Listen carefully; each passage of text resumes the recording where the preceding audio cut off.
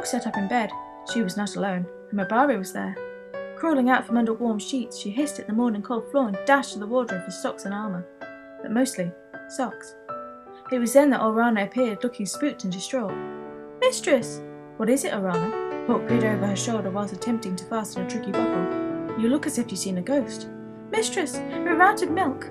Orana began to swoon, the back of her hand fixed to her forehead. "What? How could this have happened?" "I don't know, mistress. We had milk yesterday, but then I woke this morning and there was no more."